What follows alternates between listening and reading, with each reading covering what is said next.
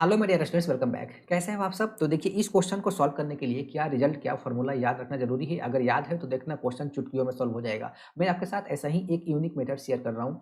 देखो, इसमें आपको 2 कॉन्सेप्ट रिवाइज़ होगा। पहला एक जो प्रॉपर्टीज है जीआईएफ का, और दूसरा डेफिनिट इंटीग्रेशन का। देखिए, वन बाय वन आपको यहाँ पे आएगा और आपको पता चलेगा कि मैं क्या बात कर रहा हूँ, ठीक है?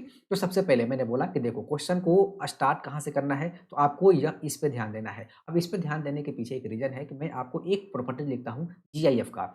देखना, यहाँ पे एक्स है, यहाँ पे बॉक्स प्लस यहाँ पे एक्स प्लस कितना 1 अपॉन एन, यहाँ पे box and then plus x plus कितना 2 अपॉन एन, फिर यहाँ पे box plus dot dot dot plus x plus यहाँ पे n minus one divided by n, और यहाँ पे box which is equal to क्या होता है एन एक्स होता है। ये एक प्रॉपर्टीज है जीआईएफ का। वेयर एन बिलोंग्स टू आप नेचुरल नंबर बोल सकते हो, राइट। देखो, तो एक्स प्लस दिस, तो देखो एक्स प्लस ये यहाँ पे एक्स दिख रहा है, x plus one upon n, यानी कि देखो यहाँ पे थ्री क्या है, एन है। तो हम लोग इसको लिख सकते हैं जीरो टू दिस, और यहाँ पे लिख लेंगे ये जो पूरा का पूरा पार्ट है इस प्रॉपर्टीज के अकॉर्डिंग कितना हो जाता है एन एक्स। एन कितना है थ्री है, यानी कि ये लिखा हुआ है थ्री एक्स। देखो एक ही सिंगल में मैंने कर लिया, ठीक है, ये कर लिया। ओके, अब देखिए ये बॉक्स के अंदर ये सिर्फ थ्री एक्स है, यानी कि एक्स का पावर यहाँ पे क्या है ना वन है। तो ऐसे क्वेश्चन को एक मेथड से ऐसे कर सकते हो, इसको t equal to three x मतलब वैल्यू पुट कर लो, थ्री एक्स को t मान लो, देन डिफ्रेंशिएट कर लो,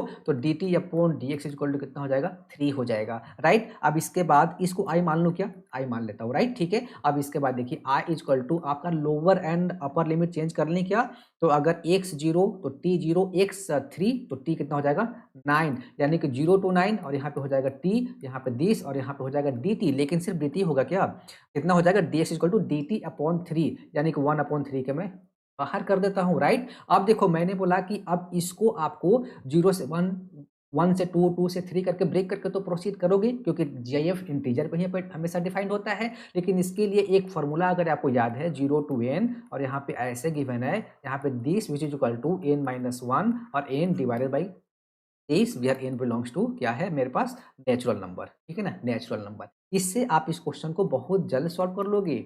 वन अपॉन थ्री लिख लेंगे और इन टू, देखो जीरो टू कितना है एन है ना, तो जीरो टू कितना है नाइन, यानी कि यहाँ पे एन का वैल्यू कितना है नाइन है, राइट। यानी कि यहाँ पे हो जाएगा फॉर्मूला कितना, तो nine minus one into nine divided by कितना हो जाएगा दिस, यानी कि one upon three into eight into nine divided by to.